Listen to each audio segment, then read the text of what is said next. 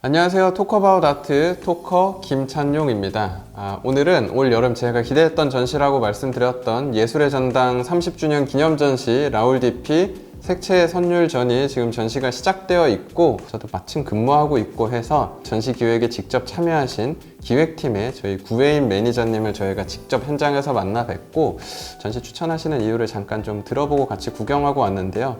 잠깐 만나보시고 돌아와서 제가 이 전시를 꼭 추천드리는 이유, 이 자리에서 다시 조금 더 소개를 해드리도록 하겠습니다. 간단히 일단 소개 좀 부탁드리겠습니다. 가우디움 오소시에이츠 겸 주관사인 지혜이 아트의 매니저 구혜인입니다. 저는 매니저 겸 전시 준비 동안에 이제 큐레이팅을 같이 맡았고요. 현장 전반적인 운영을 같이 맡고 있습니다. 프랑스에서 라울 DP 작품을 굉장히 많이 모아서 가지고 온 걸로 알고 있는데 과정이 어떠했고 어떤 노력이 필요했는지 좀. 저희 전시가 선보이는 그림들은 에드몽 헬라드라는 컬렉터님이 가지고 계셨던 작품들과 이제 니스 줄 세레 미술관이라는 시립미술관에서 온 작품들, 그리고 앙드레 말로 현대미술관에서 온 작품들을 가지고 있습니다. DP의 작품들을 다양한 포장처에서 가지고 올 수 있다는 것에서 큰 의미를 가지고 있고요. 특히나 이제 포스터에 보이는 이제 에밀리엔느 DP의 초상 작품은 저희가 한 몇 년 전에 니스에서 처음에 그림을 보고 또 전시를 하고 싶다고 생각을 했었습니다. 이렇게 진짜로 이제 저희가 전시장에 걸게 될 줄은 몰랐는데, 우선 이 작품은 해외로 반출되기까지 상태가 조금 좋진 않았어요. 해외를 반출하기 위해서 작품 복원을 하는 과정에서 조금 많은 시간이 걸렸는데, 특히나 또 액자 프레임까지 바꾸어서 또 이제 선보이는 첫 번째 전시이기 때문에 더욱 특별한 의미를 가지고 있다고 생각합니다. 전시장 보시다시피 조도가 많이 낮습니다. 그 이유는 또 작품이 빛에 많이 민감하기 때문에 저희가 조도를 조금 더 신경을 써서 낮춰서 이제 보여드리고 있는 점이기 때문에 그 부분도 같이 또 생각을 해주시면 더욱 좋을 것 같습니다. 기획에 참여하신 입장에서 관람 포인트를 혹시 추천해 주시죠? 지금 보시는 DP의 작품들은 아주 밝고 경쾌한 느낌을 가지고 있다고 생각합니다. 우리가 지금 날씨가 많이 풀리고 나들이도 많이 가고 있는데, 그 나들이에 갔을 때 기분을 느낄 수 있는 또 아주 즐거운 전시라고 생각을 하니까 가족들과 연인들과 함께 올 수 있는 아주 좋은 전시인 것 같습니다. 저는 크게는 4개에서 뭐 5개 정도 파트 정도를 나눠서 기억해 주시면 좋을 것 같습니다. 일단 들어가시면 초반기에는 DP를 소개하는 공간이라고 보시면 좋을 것 같아서 소개글과 더불어 DP의 자화상 그리고 부인의 초상, 인물화를 먼저 간단히 소개할 겁니다. 더불어서 이번에 초기작도 와 있습니다. 집이 부유하진 않았지만 힘들게 야간학교 다니면서 우리나라로 치면 뭐 서울대 미대에 해당하는 애꼴대 보자르에 지원금 받고 입학해서 교육도 받았던 사람이어서 20대 초 그 대학 갈 무렵 초기의 작품도 좀 보실 수 있을 겁니다. 그걸 보고 딱 넘어가면 풍경하고 정물화들이 있는 파트가 좀 나올 거고요. 여기가 우리가 기대했던 DP의 작품들이 좀 많이 있을 겁니다. 이번 전시는 연대기 순으로 작품이 붙어 있는 건 아니고요. 장르와 주제별로 이렇게 좀 나눠서 섹션을 구분해 놓은 상태여서 초기작, 중기작, 후기, 말기 작품들이 순서가 좀 섞이고 교차되면서 나올 거다 라고 보시면 좋을 것 같고요. 다만 보실 때 개인적인 키포인트는 수채화하고 유화가 적절하게 이렇게 섞여 있을 건데, 두 개 차이 구분하는 그 안목을 눈으로 좀 경험해 보셔도 좋을 것 같습니다. 개인적으로 추천드리고 싶은 작품은 붉은 조각이 있는 아뜰리에, 화가의 작업실을 그린 작품이 있을 건데요. 멀리서나 이렇게 이미지로 보셨을 때는 와, 색 되게 투명하다, 수채화 같아 이런 생각 드실 수 있는데, 이게 유화입니다. 우리가 보통 유화하면은 반고흐처럼 막 물감 꾸덕꾸덕하게 바르고 되게 두께감 있고 강한 색감들을 익숙하게 생각하지만, DP는 보통 많이 사용되는 단어가 경쾌하다, 뭐 상쾌하다, 혹은 가볍다가 대충 그렸다는 가볍다가 아니고요.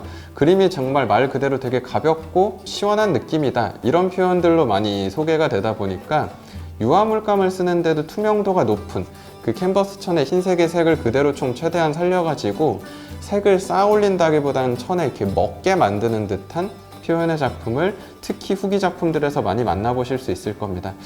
그래서 제가 종종 말씀드릴 때 DP 작품은 만약 눈에 미각이 있다면 마치 게토레이 같은 이온 음료를 눈으로 마신다면 이런 감각을 느끼지 않을까 라는 생각이 든다고 추천드릴 정도이다 보니까, 더불어서 DP는 이렇게 진보적인 예술가여서 일반적으로 야수파라고 많이 소개되지만 야수파, 입체파 혹은 상징주의, 표현주의까지도 다양하게 새로운 예술의 트렌드를 융합시켰던 사람이어서 시각문화 예술 내부에 있어서도 편견이 없는 사람이었고요. 그래서 그래서 이 시대에 이제 산업혁명과 더불어 인쇄기술이 발전하면서 판화 문화가 막 발전하기 시작하다 보니까 판화 작품, 사파를 많이 제작한 모습도 보실 수 있을 건데요. 호퍼 전시 추천드릴 때 말씀드렸던 것처럼 이 사람도 처음에 사실 사파를 많이 했던 건 먹고 살기 위해서 라고 생각하시면 될 것 같습니다. 이 사람이 이 경험을 통해서 이제 패션계에도 자기 영향을 미치게 되는데, 그때 가장 주요하게 영향을 미쳤다는 저희 채널에 피카소 친구로 종종 등장했었던 시인 기욤 아폴리네르의 의뢰로 아폴리네르의 시집에 들어가는 모든 사파를 이제 뒤피가 또 목판화로 깎아가지고 만들었고요. 그걸 이번에 또 전시에서 보실 수 있을 텐데, 이 패턴을 보고 이 20세기 초에 파리에서 뭐 패션의 왕이란 별명이 있었다는 폴 푸아레란 사람이 우리 패션업 같이 해보지 않겠냐 해가지고 뒤피가 자신의 수채화나 그 유화의 감각을 꽃이나 추상의 영역에 가까운 패턴까지 다양하게 또 패브릭으로 만들어서 이걸 이용한 의상들도 이번 전시에서 좀 보실 수 있을 겁니다. 패션 보시고 들어가면 사실 하이라이트에 해당하는 공간이 하나 있습니다. DP의 하나뿐인 마스터피스 하면 그 전기의 요정 이런 작품이 손에 꼽히는데요. 파리 시립미술관에 있는 길이 60m에 높이 10m짜리 작품이고요. 만국 박람회를 기념하기 위해서 의뢰를 받고 250개의 패널로 된 형태로 제작이 되어 있고, 우리 익숙한 미켈란젤로의 천지창조라고 보통 얘기하는 시스티나 성당 천장화보다도 큰 거다라고 평가를 받아서 밀레니엄 시대 전까지는 인류 역사상 가장 큰 회화라고 불리우기도 했었고요. 지금 이 작품을 뜯어올 순 없다 보니까 예술의 전당의 가장 큰 강점 중 하나가 1층 한가람 미술관이 층고가 9m 가까이 되기 때문에 60m로 둘러싸진 못했지만 현대의 기술인 미디어 아트, 어찌 보면 전기의 요정에 딱 어울리게 전기의 미래인 현대의 방식을 이용해서 이 감싼다라는 그 세계 느낌을 간접 경험하실 수 있는 공간도 있을 겁니다. 그리고 마지막 테마 이제 바다라는 섹션을 통해서 뒤피는 실제로 바다가 보이지 않는 도시에서 살아가는 건 너무 슬픈 일이다 라고 얘기할 정도로 고향 르아브르도 좋아했었고, 말년에는 그 니스, 방스, 지중해 근방하고 베니스까지도 방문해서 그림을 그렸었던 사람이기 때문에 바다를 풍경으로 하고 있는 찬란한 그림들 보실 수 있을 겁니다. 그리고 사실 전 좋았던 게 제일 마지막 방에 한국의 그 장유록 다큐멘터리 감독님께 전시 감독님이 직접 의뢰를 해가지고 뒤피가 머물렀던 모든 공간을 이번 전시만을 위해서 이번에 새로 다 촬영을 해가지고 파리 시립미술관 공간까지도 여러분 볼 수 있게 영상으로 다 소개하고 있을 건데요. 와, 전 그 영상이 너무 좋더라고요. 실제로 뒤피의 작품을 깊게 이해하려면 그가 봤었던 풍경, 그가 경험했었던 그 순간들을 직접 현장에 방문해서 보고 그 그림을 보는 거하고 이렇게 얘기로만 듣고 보는 건 좀 차이가 있다고 많이 얘기하는데요. 거대한 LED 화면으로 뒤피가 경험했을 그 찬란한 자연 풍경을 직접 마주하고 느낀 이후에 그 안에 있는 그 수많은 뒤피의 작품들을 보면은 무더운 여름 시원하게 위로를 받고 뒤피의 마음을 만나볼 수 있는 전시니까요.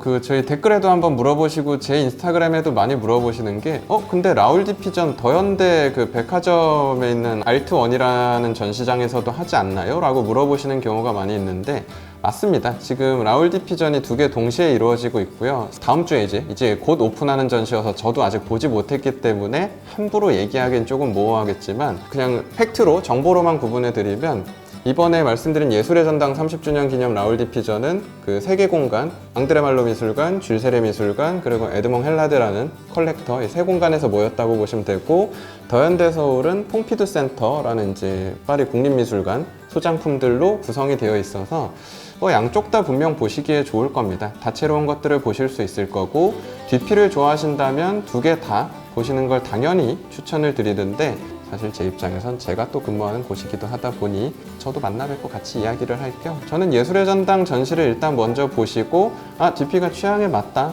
하면 또 뭐 더현대에서도 방문해서 한번 즐겨보시는 것도 나쁘진 않을 것 같다 라는 추천으로 뒤피 즐기기 참 괜찮은 여름이 될 것 같다 싶으니까요. 그의 작품을 보면서 잠깐이나마 미술관에서 휴가를 떠난 것처럼 그 푸른색 속에서 위안과 위로를 얻어보시길, 그리고 즐거운 세계 감각을 느껴보시길 추천드리면서 오늘 준비한 전시 리뷰 컨텐츠는 여기서 마치도록 하겠습니다. 시청해주셔서 감사합니다.